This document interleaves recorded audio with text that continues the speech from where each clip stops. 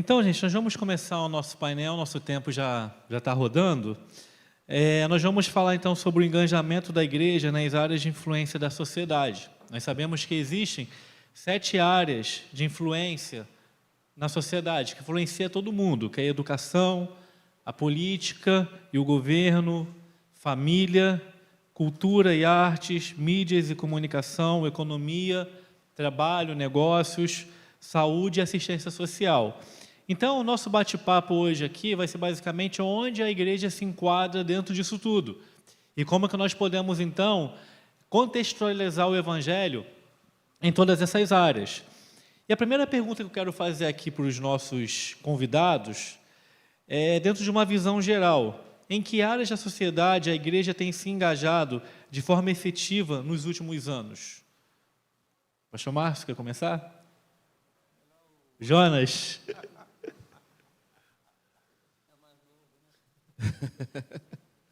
Então, irmãos, eu creio que a igreja ela tem sido um ponto fundamental para a sociedade, em todos os aspectos, né? Hoje, a gente percebe claramente que muitas igrejas elas têm se aberto para essa questão da contextualização, como foi falado aqui, tanto na área social, quanto também na área de educação. Eu quero até contar aqui um testemunho. Eu me lembro da primeira igreja que eu plantei ali na região do Frade, e nós tínhamos ali, era uma pequena congregação, estava iniciando ali, e a gente percebeu claramente que aquele era uma região com muitas crianças carentes, né? Só que assim, nós éramos uma pequena porta aberta, mas a gente percebeu a necessidade.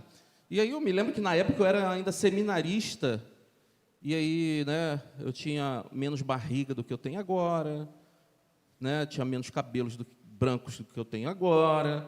Então, assim, a gente começou a abrir a escola bíblica dominical para trazer essas crianças para participarem da escola bíblica. E a partir da escola bíblica nós começamos a educar as crianças, né, sobre a palavra de Deus, e aí ensinando muitas crianças a lerem. E a grande maioria daquelas crianças não tinham o que comer em casa. Então elas estavam indo para tomar um café da manhã. E a partir daquele café, né, começaram com 5 crianças, daqui a pouco 10, daqui a pouco nós tínhamos 40 crianças ali naquele lugar.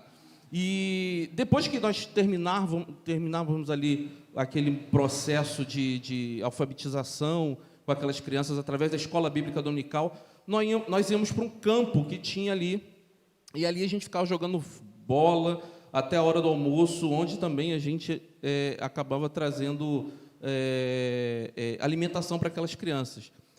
E isso foi muito importante. Por quê? Porque a partir desse processo, nós começamos a conhecer os pais dessas crianças. Nós começamos a participar também dentro de muitas famílias. E aí, meus irmãos, a gente começou a ser uma igreja, a ser plantada através de crianças. Nós tínhamos um casal apenas de idosos na igreja, e de repente se tornou uma igreja, uma congregação de crianças. E 3 meses depois, os pais, né, muitos pais começaram a participar. Então, eu acredito que a igreja ela é muito relevante, e ela pode ser ainda mais relevante dentro desse processo, né, social, e eu creio que nós temos vivido isso aí, além, né, da parte educacional, entre outras coisas, como a gente vai estar falando aqui durante esse bate-papo. Com certeza a igreja dos nossos dias ela tem se engajado em várias frentes sociais, enfim. A gente percebe isso. De um tempo para cá, a gente tem percebido que a igreja ela tem percebido que o mundo ele tem uma necessidade que vai além das necessidades espirituais. Porque até bem pouco tempo a gente tinha uma dicotomia entre a espiritualidade e a vida prática, a vida cotidiana. E a igreja, ao longo do tempo, ela veio aprimorando esse entendimento ao ponto de hoje ela entender que ela precisa, sim, de alguma forma, influenciar a sociedade, ser um agente de transformação, de mudança da sociedade. O ponto que eu acho que é fundamental nessa discussão é a gente pensar como nós intervimos na sociedade e servimos de agente de transformação dessa sociedade, porque a gente corre o risco de pesar a mão nesse processo e nos tornarmos agentes dominadores da sociedade. E aí eu penso que a gente precisa discutir muito bem essa questão. A gente, aqui no seminário, teve uma matéria interessante que a gente discutiu com os alunos, foi Igreja e Sociedade, e a gente trabalhou um livro, Por uma Fé Encarnada, do Vanderlei. E esse livro ele mostra que a igreja de 1800 e pouco, inclusive a gente tem um relato ali de um pastor congregacional, que nessa época já estava militando na área política e na área social, assim como Calley, que há muito militava na área social, política, enfim, que já havia um interesse da igreja brasileira nessa época de ser relevante de alguma forma na sociedade. E o que a gente precisa discutir é como a gente faz isso e fazer isso de uma forma saudável. Eu sou um pouco mais crítico com relação a essa questão.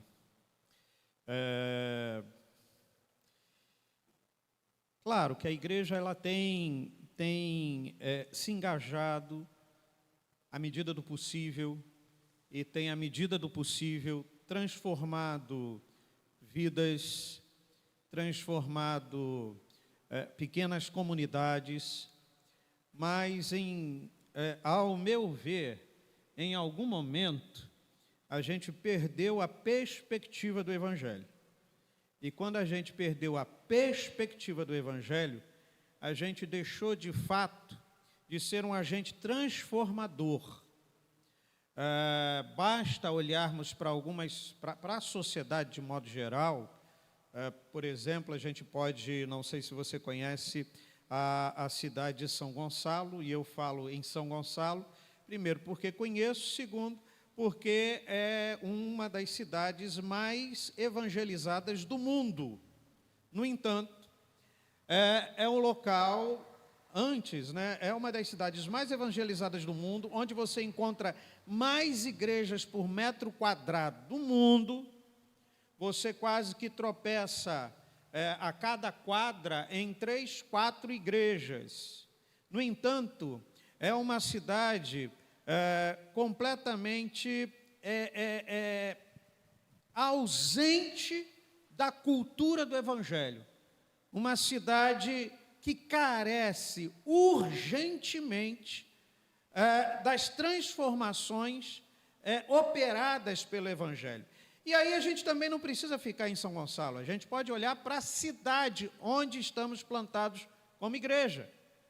Até que ponto Niterói, de fato, tem sentido a relevância da igreja evangélica, do Evangelho de Cristo. É claro, nós temos iniciativas, como o pastor falou, nós temos iniciativas que são desenvolvidas pela igreja ali em Caraí, desenvolvidas por outra igreja, mas eu creio que a perspectiva aqui que talvez a gente precise apontar é a urgência de retornarmos à centralidade de Cristo e retornarmos ao Evangelho de fato, aquilo que é Evangelho, e pontuarmos o Evangelho em toda a Escritura, para que possamos então, como muito bem disse aqui o pastor Lucas, alcançar a cidade, contextualizando de forma saudável e apresentando então o Evangelho de forma saudável. Ele foi brilhante na sua apresentação aqui. Então, assim, claro, nós temos engajamentos, eu diria que em algumas regiões ainda muito pálidos, porque, na minha humilde perspectiva, a igreja, de modo geral, perdeu a perspectiva do evangelho, entendeu? Tem uma frase do pastor Paulo Borges Júnior, que eu gosto muito, que fala que não é a igreja que sofre por conta da cidade, mas é a cidade que sofre por conta da igreja que tem, né? Então, a relevância, eu acho que ela entra dentro disso, né? Quando a igreja ela traz a centralidade do evangelho, ela consegue, então, fazer a cidade sofrer menos, porque as pessoas vão começar a conseguir a lidar com as dificuldades da cidade na perspectiva cristã, na perspectiva bíblica.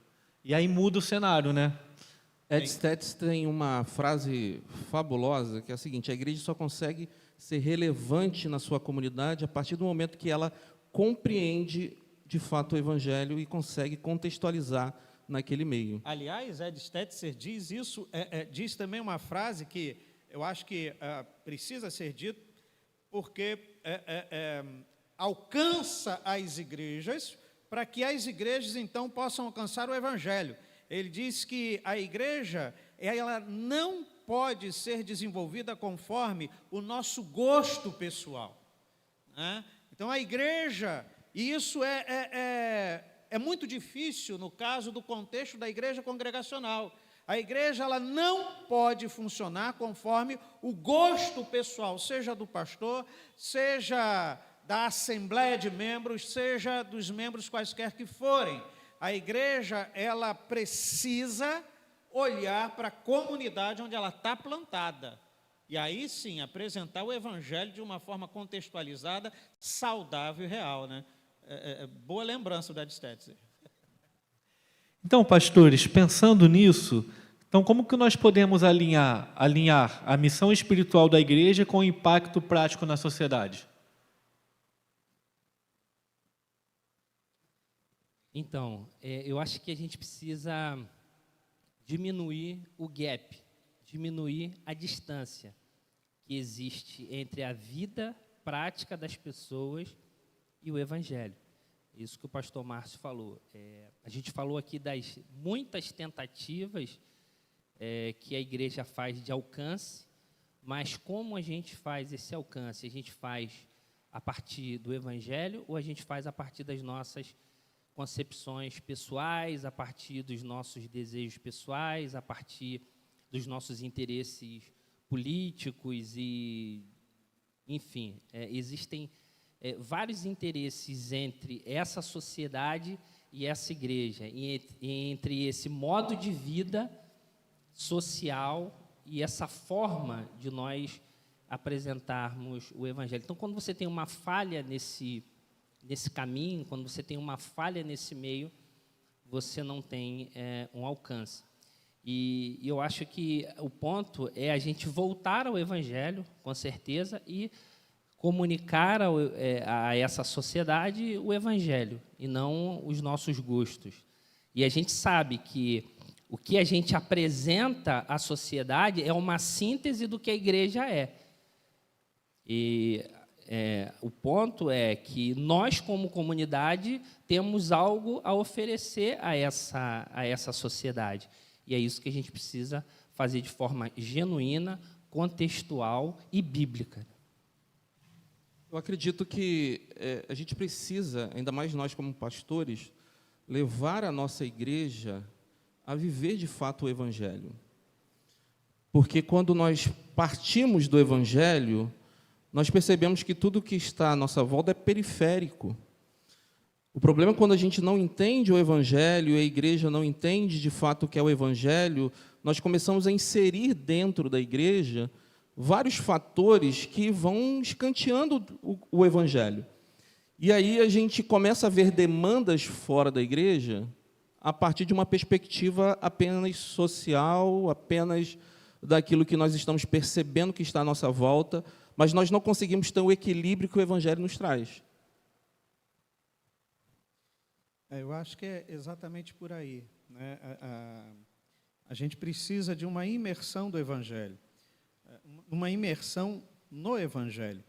A gente precisa resgatar em nossas igrejas, a partir das nossas igrejas, de fato, a perspectiva do evangelho e de uma leitura cristocêntrica das Escrituras.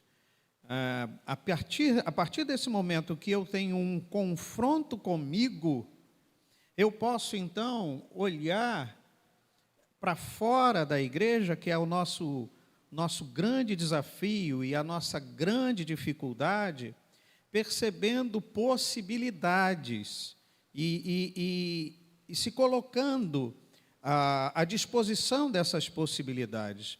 Um exemplo, lá em Caraí, um bairro de classe média alta, e a gente começou a criar uma tentativa a partir daquilo que a gente começou a ver. E Caraí, ela tem um dos maiores índices de suicídio do estado do Rio de Janeiro.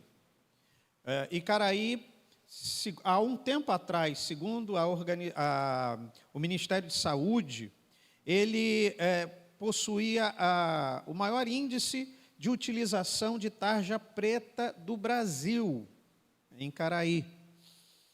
Então, nós começamos uma escuta de mulheres, né? Um projeto que a gente chamou de Projeto Acolher. Mulheres ouvindo mulheres. E eu me espantei com a quantidade de pessoas que simplesmente nunca haviam ido à igreja, nunca havia ido à igreja. Pessoas que não frequentavam a igreja, pessoas do bairro, né? De outras religiões, mas que começaram a ir para poderem falar, para poderem ouvir. E lógico que ali estava também a orientação do Evangelho. Então, essa forma da gente, primeiro, olhar de uma forma muito honesta para nós, consertar aquilo que precisa ser consertado, colocar no prumo aquilo que precisa ser posto no prumo do Evangelho, isso é urgente para a gente. Né? A gente está vivendo um tempo de dificuldades, e a gente sabe que esse tempo de dificuldades é só início, e as pessoas estão gritando pela relevância da igreja.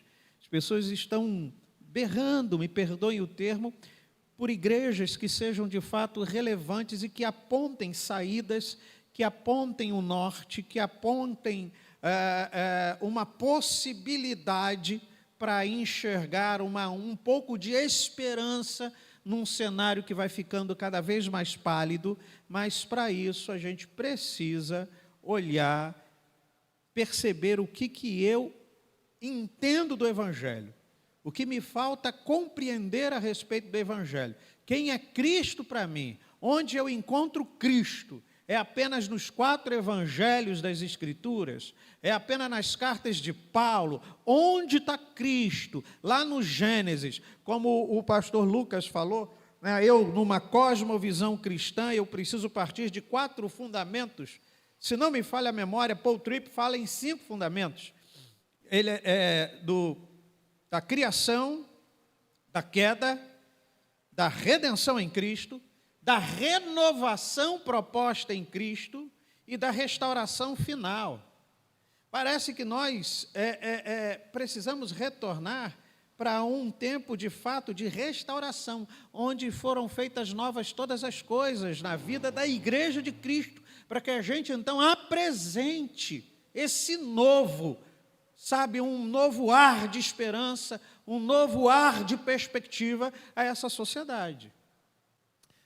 Algo que eu sempre conto da experiência que nós tivemos em Capitão Poço. Para quem não sabe, os últimos 3 anos nós moramos lá em Capitão Poço, pastoreando a igreja lá. Até o pastor Paulo Júnior está assistindo a gente, quero mandar um abraço para ele, está lá agora.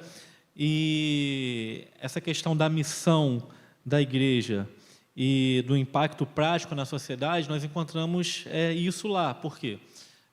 Antes de sair daqui, nós recebemos o laudo que o nosso filho é autista. E quando nós chegamos lá, a gente encontrou uma cidade que realmente não tinha profissionais para a gente fazer o que ele precisava fazer. A cidade não tem hospital, enfim, uma dificuldade enorme. E aí, onde que a igreja entra nisso? Nós, então, pegamos uma casa nos fundos da igreja e transformamos num centro de atendimento a crianças autistas, né? E, por semana, atendia cerca de 60 crianças autistas, mais as suas famílias. E o impacto, então, entra dentro disso, porque logo depois disso, a prefeitura ela construiu um centro. E no dia da inauguração, eles me chamaram para eu dar uma palavra, enfim, e muita gente falou, olha, a prefeitura só fez porque a igreja fez primeiro. Então, o impacto, a gente não fez para abrir só um centro para atender o nosso filho. A gente fez para expressar aquilo que o Evangelho revela da nossa natureza, onde a gente chega, leva uma transformação e entende o contexto para a gente conseguir, então, ajudar as pessoas. Então, acho que esse é um impacto que a gente pode também usar como exemplo dentro disso, né? Então, vamos para... Alguém quer comentar mais alguma coisa? Não? A gente vai tentar falar um pouquinho das áreas, então, de influência, né? A primeira é a educação. Como que a igreja ela pode contribuir para a formação ética e moral nas escolas e universidades? Bom, como educador, né, eu acredito que, primeiramente, nós precisamos ser uma igreja de bom testemunho. Bom testemunho, uma igreja que está preocupada com aquilo que está acontecendo no local que ela está inserida, e a partir dali ver as demandas que são necessárias naquele lugar. Eu entendo que, eu tenho até aqui uma pessoa, que ela sempre fala assim, a minha igreja, a minha escola, a escola que eu faço parte, ela é o meu campo missionário. E aí, eu tenho pego essa frase dela, né, Leda? Tenho pego essa frase dela e tenho trabalhado muito dentro desse conceito nas escolas que eu dou aula. Porque a gente pode fazer da escola, fazer do âmbito educacional, o nosso campo missionário. E nós podemos também fazer com que a nossa igreja, as igrejas da qual nós fazemos parte, também esse lugar de portas abertas para poder inserir jovens e adolescentes que estão completamente perdidos, né? Eu tenho uma turma em uma das escolas que tem dado um trabalho enorme, assim, inseridos em contextos completamente... E a gente está falando de escolas particulares, né? Onde falam em suicídios, falam sobre como você deve matar outra pessoa, falam sobre extermínio que pode acontecer dentro da escola. E aí você pensa assim, como igreja, nós podemos agir dentro desse contexto, né? A gente pode abrir as portas da nossa igreja, a gente pode fazer inserções dentro dessas escolas para que a gente possa anunciar o Evangelho. Tem uma frase que eu até trouxe aqui do John Stott, que ele é muito propício para isso. Ele vai dizer o seguinte: a comunicação do Evangelho exige duas lealdades. A lealdade ao conteúdo do Evangelho e a lealdade às pessoas a quem o Evangelho é anunciado. Nós temos Deus tem uma missão para ter uma igreja para a sua missão. Ele usa a sua igreja para a missão dele. E essa igreja, ela precisa entender que está dentro desse processo missionário. Dentro desse contexto, nós precisamos conhecer e viver e aplicar o Evangelho, mas também nós precisamos entender que essa missão não é para resolver os nossos problemas pessoais. Não é o meu problema que o Evangelho vai resolver somente. É o problema de uma humanidade caída. E aonde quer que nós estejamos, nós percebemos que essa humanidade está caída.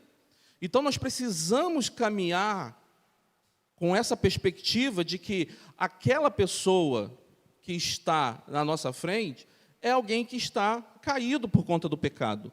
E nós precisamos levar essa mensagem. Nós precisamos levar mecanismos para que a gente possa alcançar. Então, a escola, e aí eu acredito muito que a escola ela está sempre aberta para que a gente possa levar uma mensagem que vai corroborar, que vai ajudar também dentro desse processo educacional. Então, eu acredito que a igreja ela pode tanto abrir as suas portas, como também se inserir dentro desse contexto de uma sala de aula, para que possa... O Marquinhos fez muito isso lá em Capitão Poço, né? Mas por que a gente não consegue, talvez, fazer dentro do nosso contexto? Aí, quando eu falo contexto aqui em Angra dos Reis. Porque, muitas das vezes, nós ficamos presos dentro de nós mesmos. Né? Nós estamos aí olhando grandes igrejas surgindo das... Né? Eu também não tenho nada contra a parede preta, não, né? Até porque a minha igreja também tem uma parede preta lá. Mas a sua também, né? Esse não é o problema.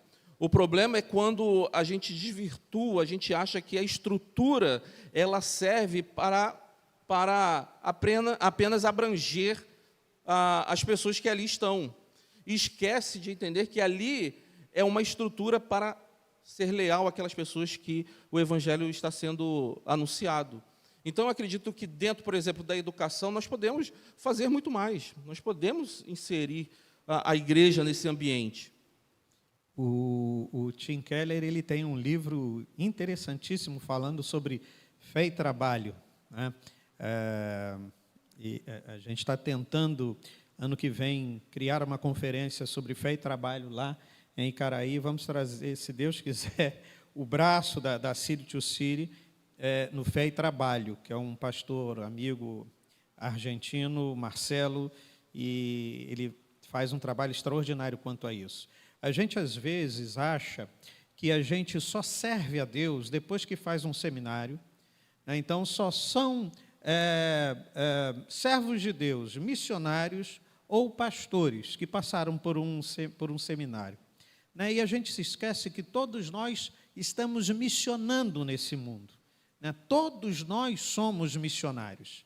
E como missionários, na área em que nós estamos, a gente precisa servir ao Senhor, engajar-se com a missão de Deus. Né? Então, como o pastor falou, iniciativas extraordinárias. Por exemplo, eu tenho uma ovelha, ele está chegando agora, é um pastor Jonathan, ele é americano, mudou para o Brasil agora e ele já está com um curso de inglês online. E ele faz esse curso de inglês, ele dá aula de inglês utilizando-se da Bíblia. Então, a partir da Bíblia, ele dá aula de inglês. É extraordinário essa possibilidade. Mas eu diria também que a gente precisa começar dentro de casa. Tim Keller, lá no livro Filho Pródigo, ele tem uma frase extraordinária. A cultura só será influenciada se formarmos crentes que a compreendam e possam dialogar com ela com sabedoria. Há várias possibilidades, como o pastor estava apontando aqui. Primeiro, discipulando nossos filhos, para que nas salas de aula possam, de fato, serem agentes transformadores, sejam missionários. Né? A gente tem ouvido alguns estudiosos falando que a escola, como a gente conhece hoje, tem uma duração, no máximo, de 10 anos, devido aos problemas que ela tem passado e devido à quantidade de pessoas, de profissionais adoentados, né, por conta de situações as mais diversas. Então, primeiro, eu preciso treinar o meu filho, deixar de terceirizar, né, o discipulado do meu filho e discipulá-lo para que ele, de fato, seja crente na escola. Mas há várias possibilidades. Há igrejas que têm estruturas fabulosas. Por que não iniciarmos uma escola? Né? Por que não desenvolvermos uma palestra, né? e entrarmos nas escolas, né? Trazendo, ainda que de forma bem, como eu diria, contextualizada, o Evangelho do Reino. Então, há grandes possibilidades para que a gente possa fazer isso. Quando a gente olha o protestantismo de missão, quando ele chega no Brasil, ele chega a partir da plantação de escolas. né? Então, nós precisamos, talvez, retornar a esse momento. A questão são as escolas que talvez tenham estrutura física para isso, mas a gente pode se unir, né? Não apenas ao povo congregacional, mas ao reino, né? O reino de Deus é feito de amigos, então é o reino para estabelecer escolas, não apenas para o povo crente, mas para todos, e ali, então, serem alcançados pelo Evangelho. Acho que a educação é uma grande porta, né, pela qual a igreja pode ser, de fato, relevante, e precisa ser relevante. A gente tem percebido muito nesses últimos dias uma rota de colisão entre a religiosidade e a escola, né? É como se a laicidade, essa questão de ser sem religião, fosse uma barreira, muitas vezes, para que a gente avance nesse campo. A gente tem percebido esse movimento de secularização para que a escola seja cada vez mais sem religião. E me parece que essa resistência tem produzido nas nossas igrejas uma espécie de timidez, para que a gente, isso eu falo como professor também, uma espécie de timidez na hora de comunicar o Evangelho. E aí eu acho que a gente precisa pensar numa segunda coisa. A gente precisa pensar que nós estamos com o desafio de levar a espiritualidade para essas escolas. Muito mais do que levar a religião, a gente precisa levar a espiritualidade para as escolas. Porque, conquanto que a religião seja questionada em alguns círculos, a espiritualidade não é. Então, se você é uma pessoa que tem uma espiritualidade profunda, arraigada, bem desenvolvida, seja como professor, seja como profissional da educação de uma forma em geral, você vai conseguir, sim, comunicar uma espiritualidade saudável e, de alguma forma, transformar aquele contexto em que você está inserido. Eu acredito que nós, como igreja, precisamos perceber uma oportunidade em todas as demandas sociais, inclusive na resistência à religião. Então, eu acredito que não há motivos pelos quais a gente deva se acovardar diante disso, porque, como foi bem dito aqui, a escola também é o nosso campo de missão. O que a gente precisa pensar é como comunicar de forma adequada, sem extrapolar, sem exacerbar e sem catequizar, falando aí de catequese no pior sentido da palavra. Porque a gente já viveu experiências fundamentalistas e outras religiões tentando, de alguma forma, implementar o cristianismo à força nas escolas. Isso criou vários embrólios políticos, assim como pregar para indígenas, assim como pregar para quilombolas e outras coisas.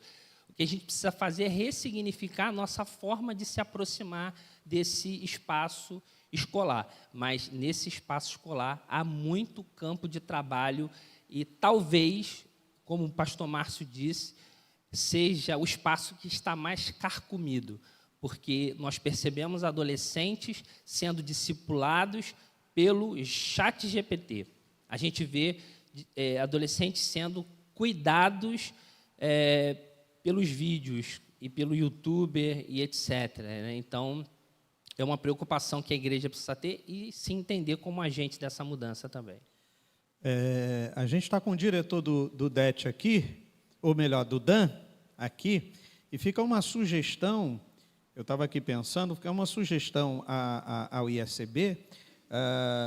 Nós, claro, sabemos que as escolas hoje, infelizmente, são escassas de valores. É o que nós temos visto, infelizmente, salvo algumas exceções. A gente tem um espaço tão bom ali em Pedra de Guaratiba, tem outro espaço tão bom lá no Nordeste, no Recife, né? Por que não criar uma escola, né, congregacional, uma escola com valores cristãos, né, para que possamos abençoar o bairro, onde essas estruturas estão localizadas. São bairros carentes, necessitados, e ficaria uma contribuição extraordinária ali para a gente. O tempo está voando, falta só 25 minutos. A segunda pergunta, tem um monte de tema. A segunda pergunta já foi respondida aqui na fala, que seria como que a gente pode iniciar parcerias missionárias entre igrejas e instituições. Mas eu quero fazer uma terceira pergunta ainda dentro da educação. Será que nós estamos preparando nossos jovens para serem agentes de transformação no meio acadêmico? Eu falo isso, eu acho que é interessante, porque eu fui um jovem que cresci na igreja e quando eu fui para a faculdade, sabe, né, o que acontece. Então, será que a gente está conseguindo realmente preparar os nossos jovens para o meio acadêmico? Não.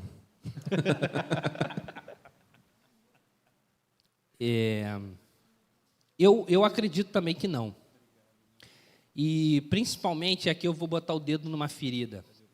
Principalmente quando a gente aterroriza os nossos jovens com o marxismo cultural.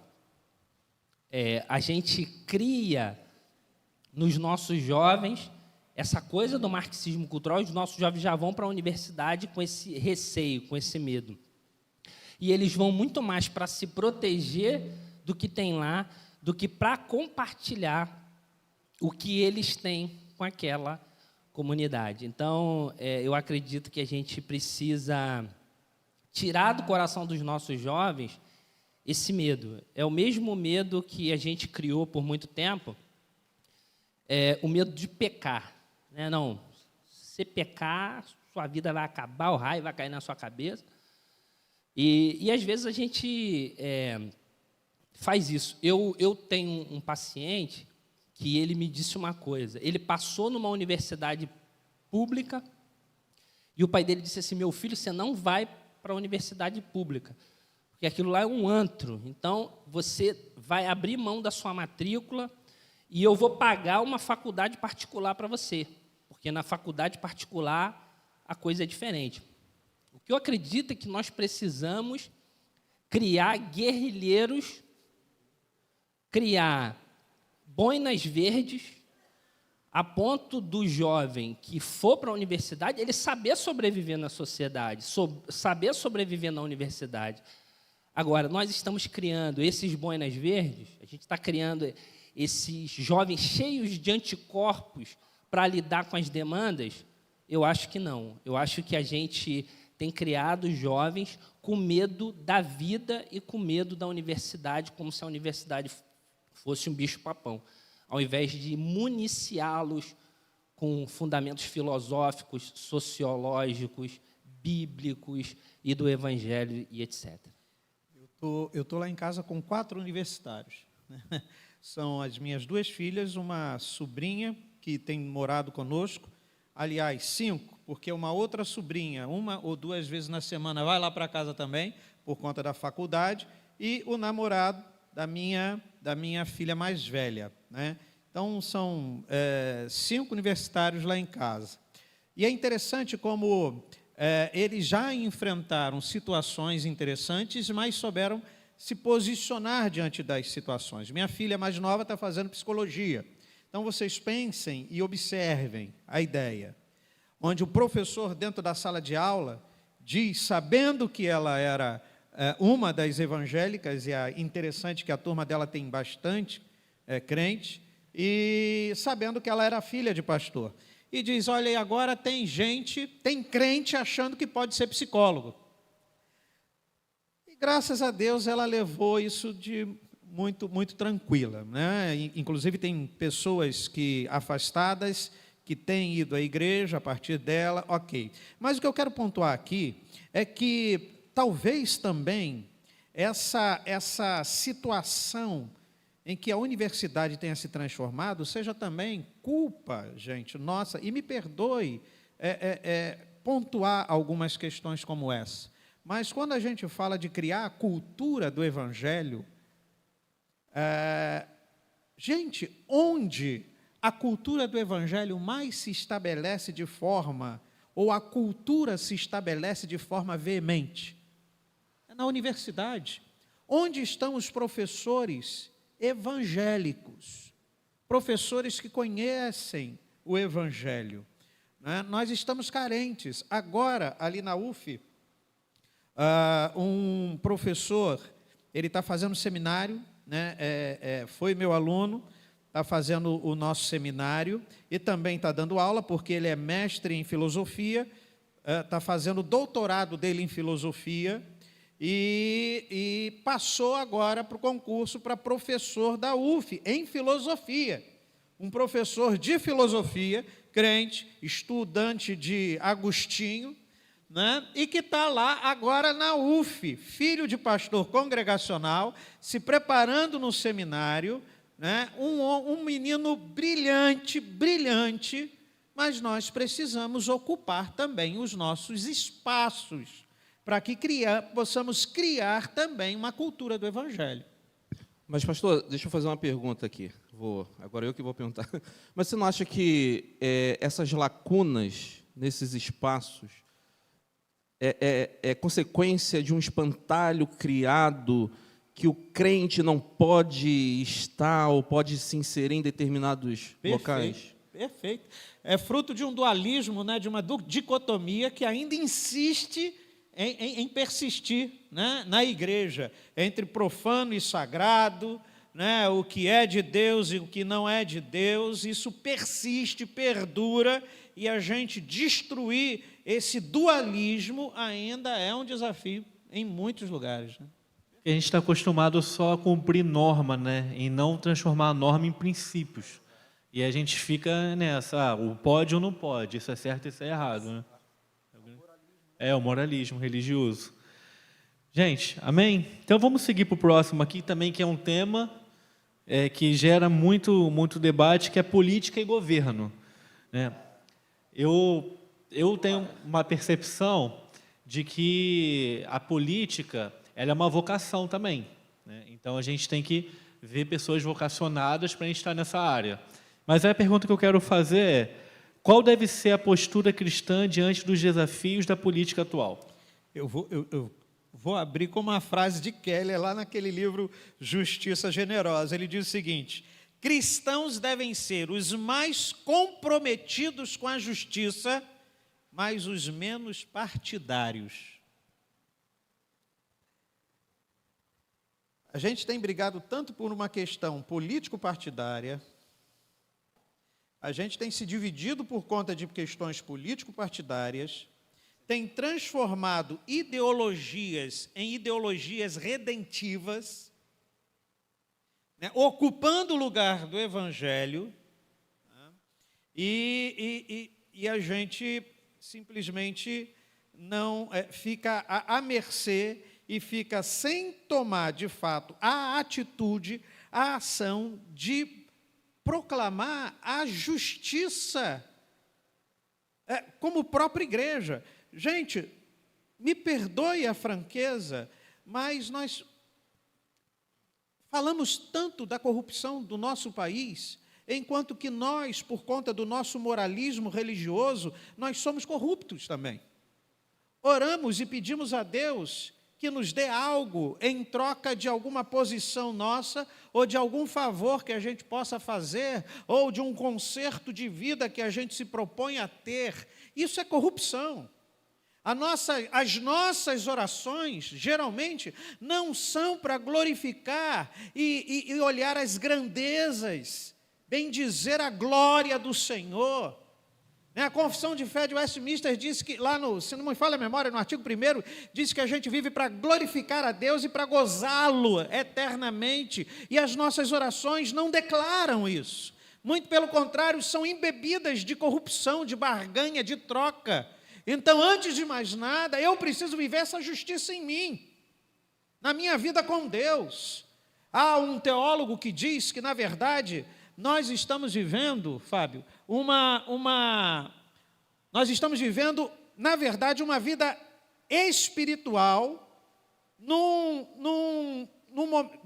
ou melhor, a nossa vida espiritual tendo um momento de materialidade, trocando em miúdos.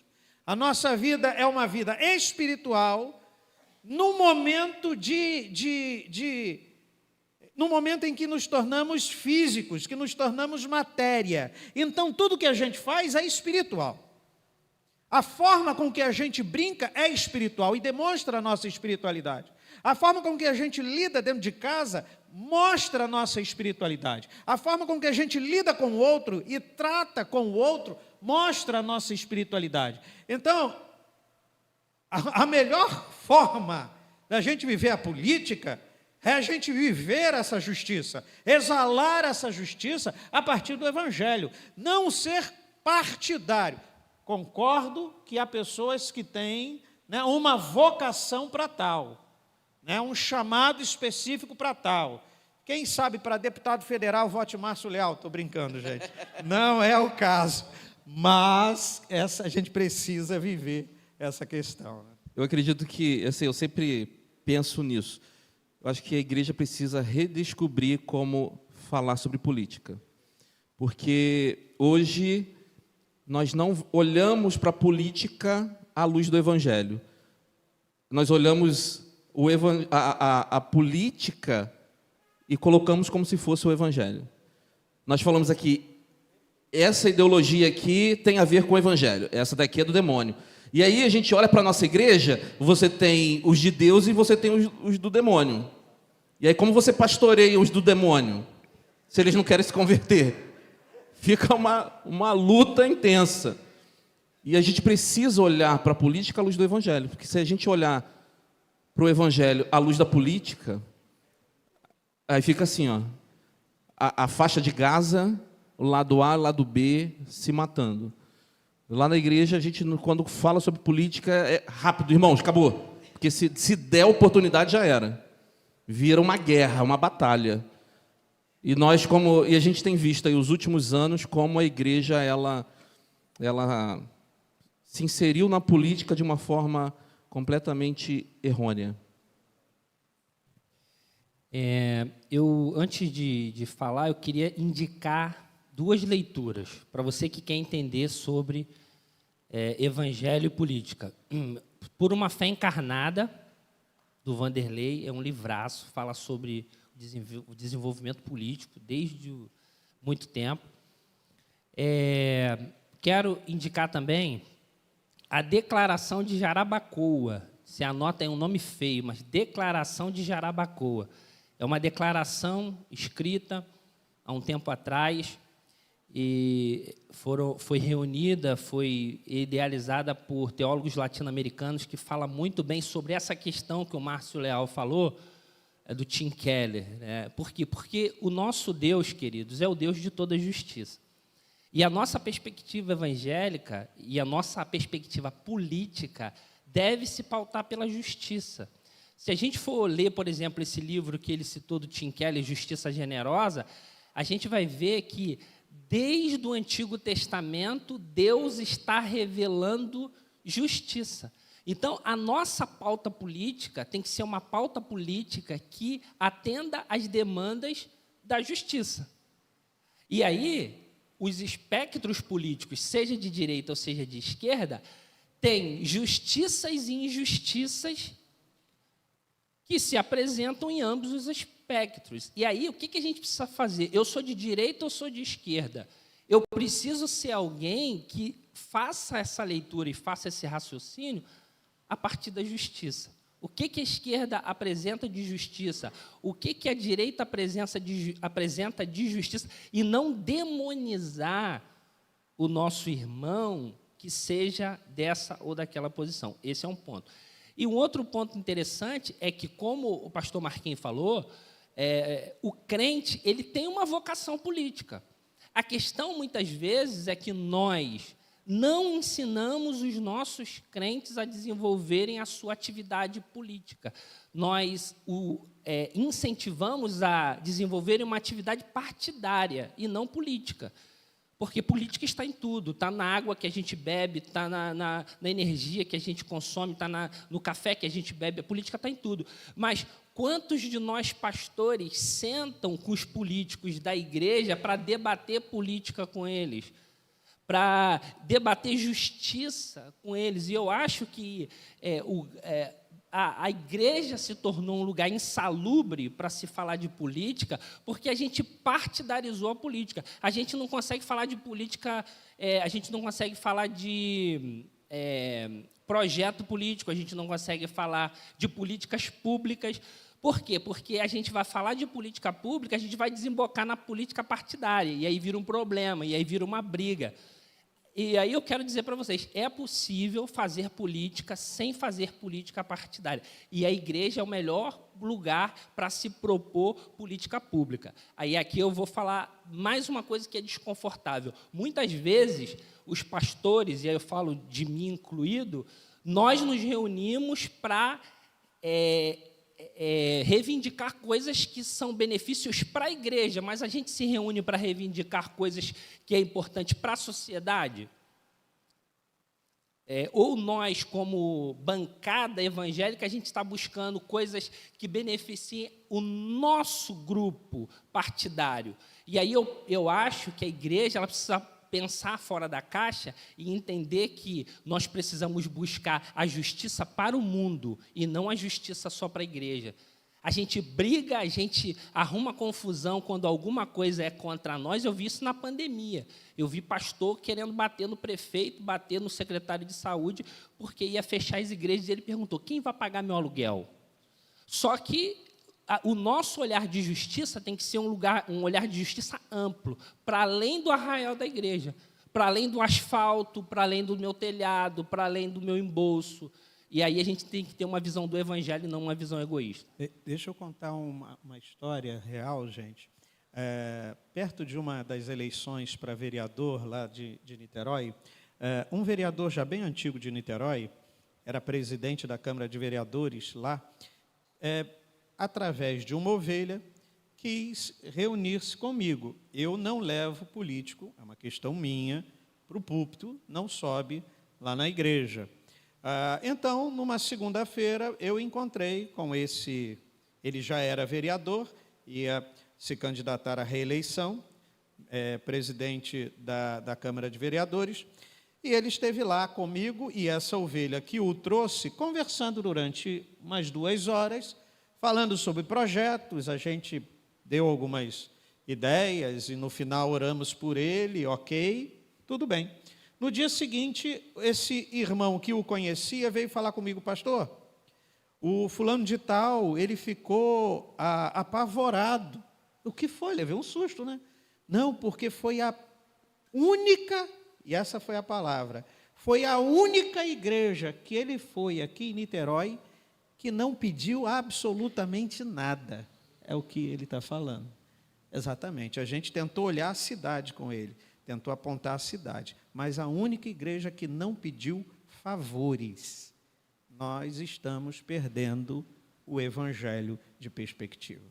Então, a igreja ela pode influenciar políticas públicas sem ser partidária. Amém, irmãos? Devemos, né? Precisamos. Porque se ela se torna partidária, pastor Marquinho, o que acaba acontecendo? Ela vai ferir alguém. Ela vai ferir alguém, porque alguém é do espectro político contrário. Você está entendendo? Então, olha só, você tem uma igreja majoritariamente de direita, mas você tem uns 30% que é de esquerda, que está escondido porque tem medo. E esse irmão que é de esquerda, ele não pode ficar com medo de estar no meio da gente, porque Jesus sentou na mesa com o publicano e com o zelote, e com gente de esquerda e gente de direita. Jesus reuniu todo mundo. Você está entendendo? Então, é esse cuidado que o pastor e a liderança precisam ter. Né? Então, é o que eu acho. Amém. Gente, o tempo está acabando, mas eu queria só para ir por um ponto que eu acho que é importante a gente comentar. Qualquer coisa, vocês dão mais 15 minutos para a gente? Vocês dão? Pode ser? 15 minutinhos? Então, quando acabar ali, você coloca mais 15, por favor. Eu queria falar sobre a questão... dar uma outra conferência. Sobre a questão de cultura e arte. Porque também envolve isso que a gente está falando, que muita gente acha que a cultura e a arte só por exemplo, do espectro da esquerda. Não, e não da direita cristã e a igreja não pode se envolver nisso, né? Então, como que a igreja ela pode usar a arte para comunicar o evangelho de forma relevante e criativa? Kuyper dizia que a arte deve ser libertada do secularismo para ser redimido pelo evangelho, né? A gente ainda olha a arte com esse ar de suspeita, né? A gente olha a arte com olhar de suspeita, né? A gente tem dificuldades muito claras com a questão da arte. Talvez incentivando as ovelhas, né? Os membros das nossas igrejas, a de fato desenvolverem essa questão, desde que estejam pautados, né, sejam fundamentados no Evangelho, não há problema algum com a arte. Eu tive no encontro da City to City na América Latina, foi no Peru, há uns 2 anos atrás, e falava muito sobre essa questão da arte. E enquanto nós estávamos reunidos numa conferência, tinha alguém, né, que pintava ali alguns quadros, né, com temas dos mais diversos, e as coisas mais lindas que a gente podia ver, sabe? Então, acho que a gente precisa aprender a lidar com isso. Eu acho que a gente não sabe. Acho que a igreja não sabe lidar com a arte. E a gente precisa ser um ponto para que a gente, de fato, sabe, busque como que eu vou lidar com isso. Sabe, como que essa arte pode ser observada pelo aspecto redentivo? Quem tem em nossas igrejas vocação para tal? E qual o espaço que a igreja concede para isso? Eu acho que a gente não sabe. Eu acho que é essa, a gente não sabe. Eu uso a primeira pergunta lá do Catecismo de Westminster, né? Qual o fim último do ser humano? Viver para a glória de Deus, né? Tudo que nós precisamos fazer para a glória de Deus. Eu acredito também que a igreja, ela, da mesma forma que a gente lida com a política e com outras coisas, com a faculdade, a universidade, a gente também tem um problema com a questão da arte. Eu acho que a gente incentiva pouco a arte, a gente coloca a arte como algo do campo da secularidade e a gente não entende que existe uma arte, sim, que pode ser redimida. A música pode ser redimida, a pintura pode ser redimida, a dança pode ser redimida. A grande questão é que a gente pegou e colocou toda a arte no campo da secularidade e daquilo que é mundano. E Calvino, falando sobre a arte, ele vai dizer que algo tão maravilhoso como a arte não pode ter sido fruto do diabo, né? Não pode ter sido uma invenção do diabo. Então, a grande questão é que a gente tem uma arte profana, e essa arte profana é lógico que é fruto do pecado, como tudo que é profano e tudo aquilo que foge do padrão de Deus é fruto do pecado. Agora, existe uma inteligência por trás da arte que é divina, e a gente explora pouco, a gente incentiva pouco. A gente tem um artista, por exemplo, e a primeira coisa que o artista faz quando ele se converte é abandonar a arte dele, né? O cara é um super pintor, o cara é um dramaturgo, e aí ele, não, agora eu me converti, ou ele vai cantar na igreja, mas ele não consegue desenvolver uma música que seja para a glória de Deus sem virar um cantor gospel. Ele não consegue desenvolver uma pintura. Vai voltar lá para a era medieval, vai fazer tudo para a igreja. Agora é tudo para a igreja. Mas calma aí, gente. Existe um campo de atuação que é amplo e que esse indivíduo, sem a culpa que a religião muitas vezes coloca sobre ele vai conseguir fazer uma boa música. A gente vê aí vários poetas cristãos que fazem música que todo mundo escuta. Marcos Almeida canta e todo mundo escuta Marcos Almeida. Estou dando um exemplo, pode ter vários, né? O que vocês acham, então, dos músicos cristãos que trabalham de forma secular, tocando na noite sem ser músicas cristãs? É uma dicotomia que nós vivemos ainda hoje, né? O crente que é músico e toca na noite, ele não pode tocar num instrumento santo, porque ele está, né, aí desenvolvendo uma arte fora daquilo que ele poderia estar fazendo. Mas aí quando eu escutei certa vez alguém falando assim, quando você vai na Casas Bahia e você vai comprar lá uma mesa, você fala assim, qual a procedência dessa madeira aqui? É de uma fazenda cristã? O dono da madeireira lá é evangélico? Né? Por que algumas áreas dentro da igreja, né, como a arte, por exemplo, tem essa barreira muito grande, né? Eu acho que tudo com seu devido limite, né? Claro. Agora, voltamos à confissão de fé de Westminster, né? Isso glorifica a Deus, né? Até onde eu posso ir, dentro dos meus limites bíblicos, evangélicos, né? Em qual local eu posso atuar. Eu lembro, meu pai, ele é maestro, professor de oboé, né? Formado pelo FRJ.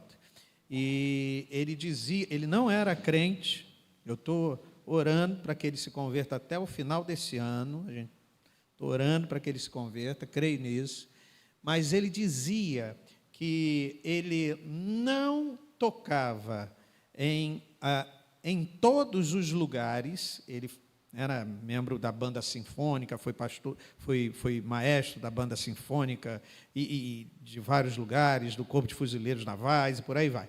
Mas ele dizia que ele não tocava em alguns lugares, porque alguns lugares não eram bem frequentados. É claro, não há 1 centímetro cúbico em que o Espírito Santo não atue e não esteja dominando, mas há alguns lugares que, de fato, são promíscuos, né? E aí, claro, é de cada um, né? De cada um. Eu não posso, na minha humilde percepção, eu não colaboraria com algumas coisas nesse sentido. Então, acho que a gente tem que ter também um equilíbrio nesse sentido. Então,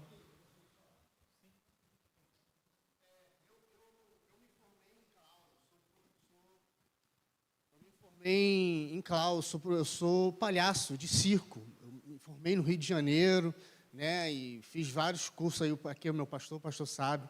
E eu tenho uma grande dificuldade a respeito disso, né? Eu vim de um mundo, né? Jesus me resgatou.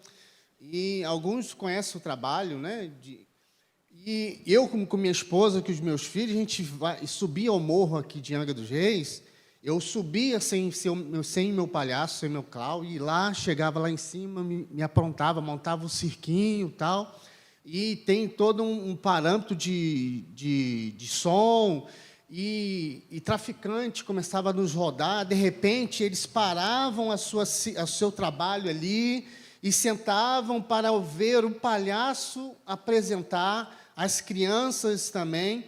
E ali, no final de tudo, eu falava de Jesus.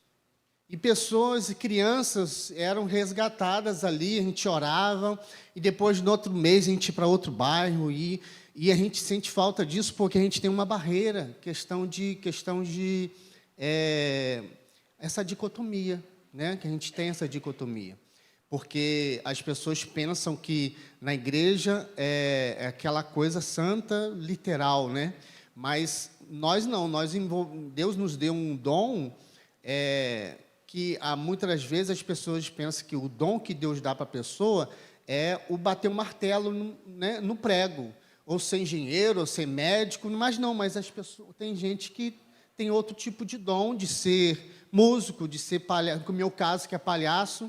Aí eu vejo pessoas falar assim, não, mas nos últimos dias, o que vai acontecer dentro da igreja vai ser palhaços. Mas não é esse palhaço, né? É isso que as pessoas não entendem. Não é esse palhaço, mas é aqueles que vão resgatar pessoas para o reino de Deus.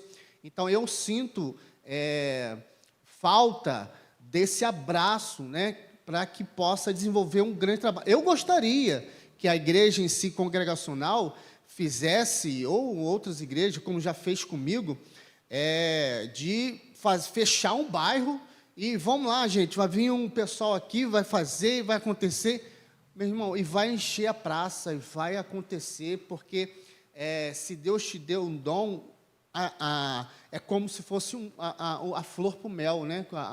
Para abelhas fazer o mel. As pessoas vão ir, vão assistir, e no final, querendo ou não, vai ouvir Jesus no final. Então, é isso que eu acho que a cultura, ela é primordial para dentro da igreja, na casa do Senhor. É uma questão que eu também sempre levanto, é que a gente acha a cultura, a arte bonita quando é um missionário. Quando ele vem, ele faz tudo, chega um missionário que faz palhaçaria, ou tem um círculo, é bacana. Mas quando a gente fala, vamos fazer isso aqui, aí parece que fere nossos princípios. Parece que aqui é errado fazer, só o missionário que é certo fazer. Né? Mas ainda eu queria só dar mais uma espetada em vocês, dentro de uma questão. Então, existe a música boa, é só a música cristã, gospel, e a secular é ruim, ou não tem isso? Música, acho que música está dividida em música boa e música ruim, inclusive gospel, né?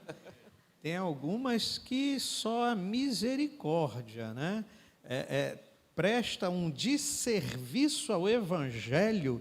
Tem músicas da MPB que falam mais verdades do que algumas músicas gospels. É incrível, incrível, incrível. Né? Eu não vou entrar para a questão da física quântica, porque é uma outra questão. Mas, a princípio, a gente precisa olhar a letra. Né? A gente canta, primeiro, nas nossas igrejas, músicas que não são cristocêntricas. Falam, às vezes, de uma mensagem até bíblica, bonita, legal, né? Extraordinária, mas não são cristocêntricas.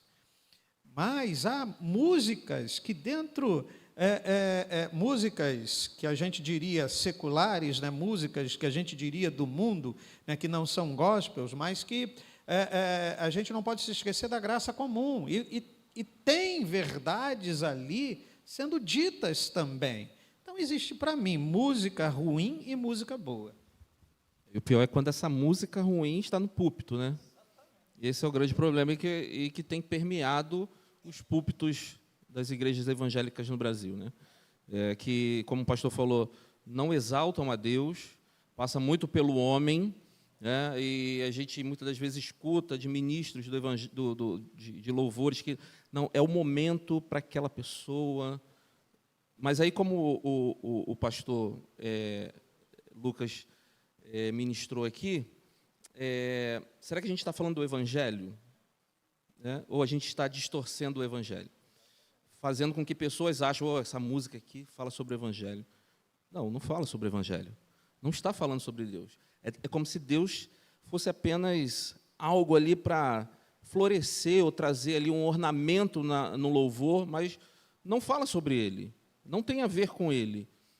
Parece que nós somos aquela última bolacha do pacote, tudo precisa passar pelo homem, e nós vamos viver sempre uma vida cristã pautada naquilo que eu quero, daquilo que eu penso sobre o Evangelho, e que não é o Evangelho muitas das vezes. Eu acredito que existem músicas que são orientadas por Deus, existem músicas que são orientadas pelo diabo, e existem músicas que são orientadas pelo homem. A alma humana também faz música, faz poesia, faz beleza. E talvez não seja nem de Deus e nem do diabo, mas é uma música. E aí, eu acho que a gente precisa se aproximar dessa música de forma mais desassombrada também. Porque, às vezes, a gente cria também um fantasma em torno daquilo e tal, demoniza aquilo que não deve ser demonizado. E há uma beleza que pode ser apreciada. A gente tem tantas músicas bonitas que falam sobre as matas, sobre as belezas naturais e que, com certeza, pode ser apreciada por um cristão. Agora, o que a gente precisa perceber é que existem músicas que também são para o entretenimento, não só para o louvor da glória de Deus. Às vezes a gente não consegue entender a poesia judaica. Aí eu estou aqui com um doutor em teologia que pode até falar melhor do que eu sobre isso, o pastor Márcio, mas existiam na época de Jesus e na época de Israel músicas para o regalo humano, né? Então, a gente precisa entender isso, que existem canções que são para a nossa alegria, que são para o nosso entretenimento, assim como um teatro, uma peça que é para o entretenimento, não necessariamente tem um cunho religioso. Então, acho que essas coisas precisam ficar claras para a gente poder lidar com elas de forma mais saudável. Então, vamos para perguntas, né? Tem pessoas querendo fazer perguntas. Espera aí, só vai levar o microfone.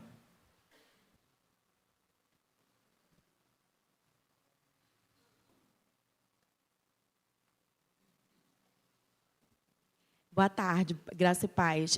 Dois pastores falaram sobre a questão da música, né, para a gente ver a beleza da música.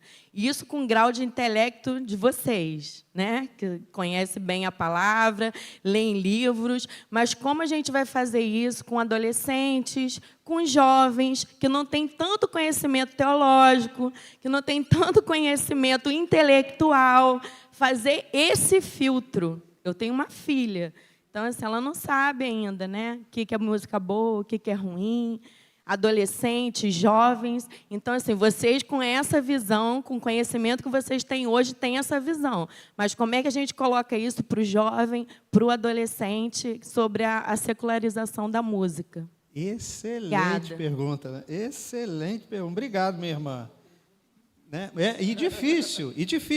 Mas, vejam, eu acho que quando é você, no caso, em casa, faz parte da vida, de fato, dos filhos, você, mal ou bem, fica sabendo do que está ouvindo, né? Então, não custa falar e pontuar. Olha, você sabe o que está falando aqui a música, nesse sentido? Né? O que a Bíblia está dizendo? Né? E eu sei que a irmã faz isso, né? Que é o discipulado.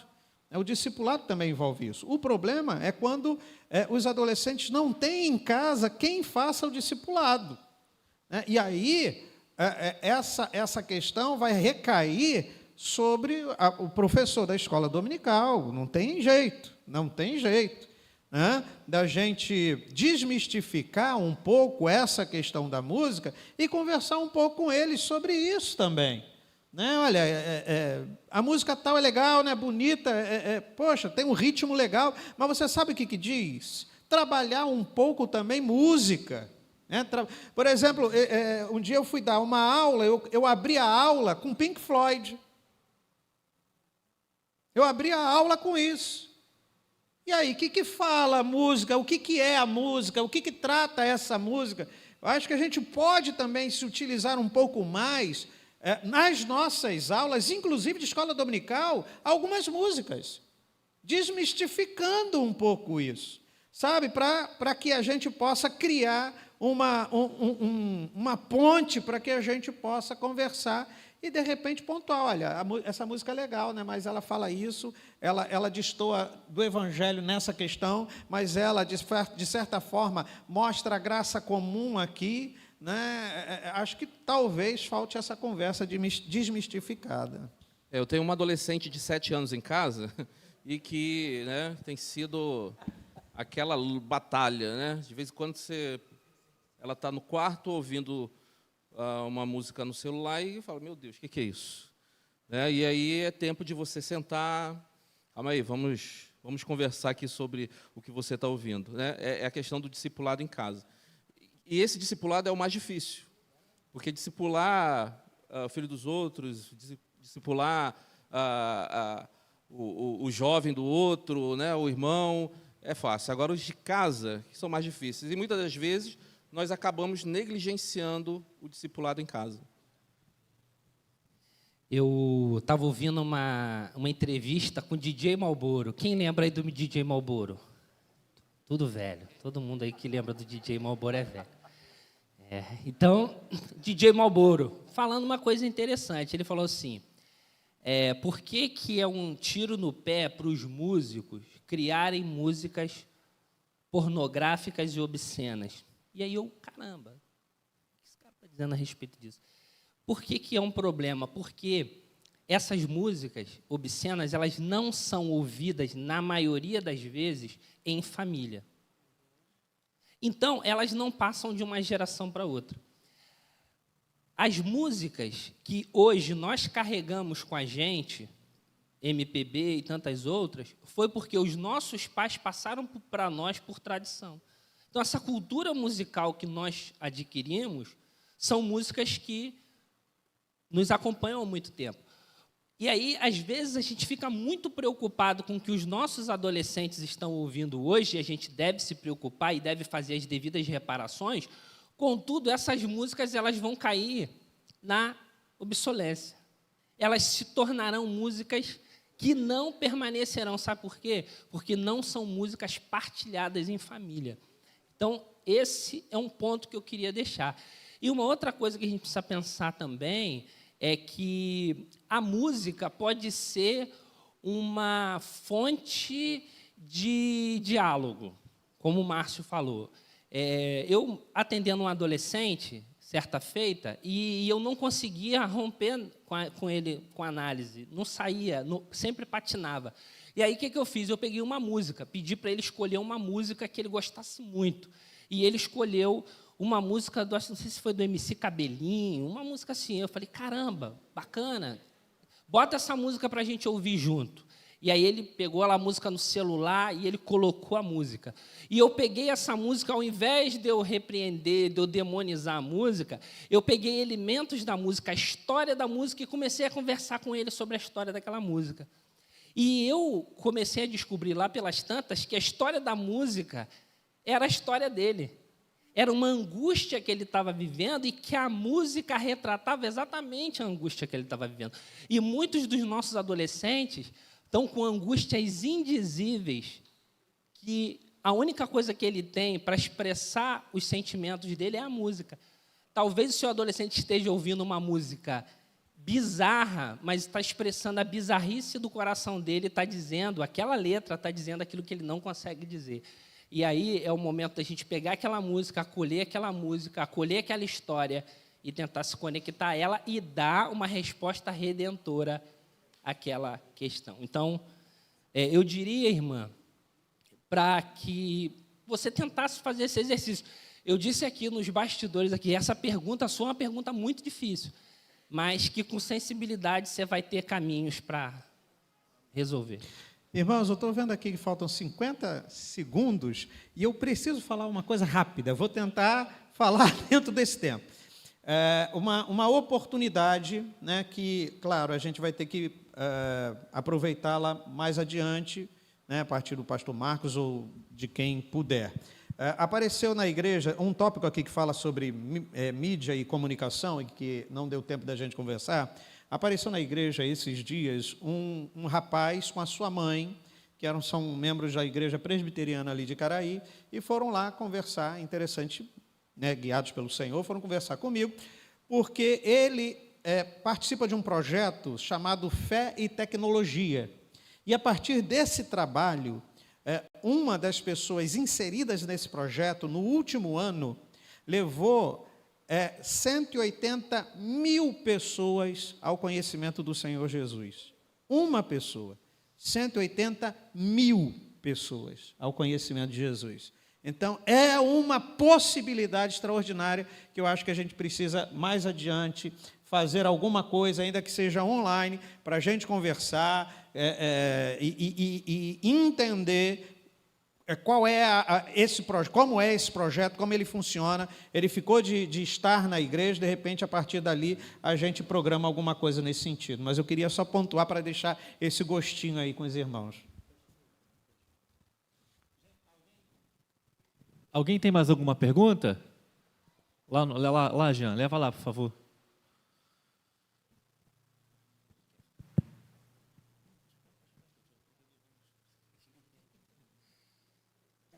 A paz do Senhor para os irmãos. Me chamo Ailton, sou presbítero da Igreja Congregacional Mangueira. Ouvindo, né, aos pastores falando a respeito de escola, né, a respeito de cultura na escola, e eu tenho aqui um testemunho para dar do meu neto, ele é autista, e na escola dele foi pedido para alguém apresentar-se algo que desejasse do coração. E então ele pegou todos os seus dinossauros e colocou, né, lá e foi falando, um por um, como significava a cada nome, e foi falando. E no final, né, a professora dele, né, me convidou para, assim, né, parabenizar, e eu fui e falei na escola que o maior herói não são aqueles das histórias de quadrinho, né? Super-Homem, Homem-Aranha, não são. Os verdadeiros heróis são esses que são aqueles que ensinam os nossos filhos, né, a ser alguém na vida, né? Que aprende a ser alguém. E dali surgiria médicos, professores, né, engenheiros. E, no final, eu pedi, né, que a gente pudesse, então, fazer uma oração, né, para aqueles que estavam ali, até mesmo aqueles heróis que estavam ali. E eu fui repreendido que não podia orar na escola devido, vamos voltar à coisa de governo, né, que a gente estava falando aí de política, que não podia. Né? Ela falou assim, felizmente, irmão, nós não podemos. E lá estava representando a Secretaria, né, de Educação, a diretora. E ela fechou a cara. O meu neto simplesmente levantou e falou, não, precisamos orar sim, porque só o Senhor é Deus, só Ele salva e liberta. E não há outro que vai calar a oração do Senhor neste lugar. Então, quando nós, avós, pais, mães, discipulamos os nossos filhos, né, até mesmo uma criança de 10 anos, né, o Senhor usou ele ali e ele orou. Né, e então aquela senhora que era a secretária que estava ali, ela saiu de lá e veio à frente, e foi assim de Deus, né? Ela agradeceu aquela oração, falou assim, o que eu estou impedindo de uma criança falar de Deus? Então, a gente precisa, né, inculcar na cabeça das nossas crianças e adolescentes a palavra do Senhor, para que eles possam ser, na faculdade, na escola, testemunho vivo do Senhor. Amém, meu irmão. Alguém tem mais alguma pergunta para fazer sobre qualquer assunto que foi abordado aqui? Não? Então, eu quero estar agradecendo aqui os nossos convidados, pastor Márcio, pastor Fábio, pastor Jonas. Vale um amém, uma salva de palmas por esse bate-papo?